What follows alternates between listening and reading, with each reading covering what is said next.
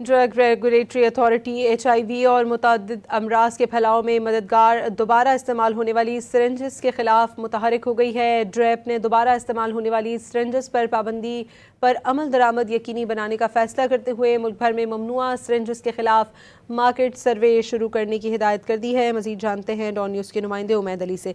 जी उमैद, बताइएगा। जी देखिए, बिल्कुल ड्रैप ने HIV और मुतअद्दिद जो इन्फेक्शियस डिजीजेज हैं उनके अमराज के खिलाफ में संजिश को दोबारा इस्तेमाल पर ड्रैप जो है मुतहरिक हुई है। तो ड्रैप ने इस हवाले से जो दोबारा इस्तेमाल होने वाली संजिश हैं उस पर पाबंदी पर जो अमल दरामद यकीनी बनाने का फैसला है उस पर जो है वो ड्रैप मेक श्योर कर रही है।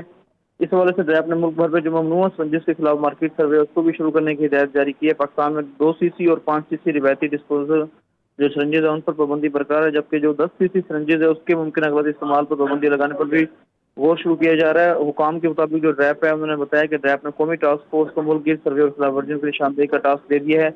31 जुलाई 2021 से रिवायती जो संजिश है उनकी दरामदी और तैयारी पर मुकम्मल पाबंदी बरकरार है। ड्रैप ने तमाम जो सूबाई ड्रग कंट्रोल इदारे हैं उनको भी फौरी इकदाम की हिदायत की है।